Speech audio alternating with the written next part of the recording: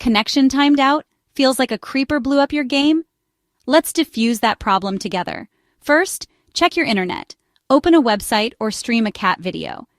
If it's laggy, restart your router or modem. Sometimes the oldest trick in the book works best. Still nothing? Turn off any VPN or proxy you're using. They can mess with your connection. Next, flush your DNS cache. On Windows, open the command prompt and type ipconfig/flushdns. Hit enter. Done. Now, restart both Minecraft and your device. Sometimes the game just needs a fresh start, like you after a long mining session. Trying to join a server? Make sure it's actually online.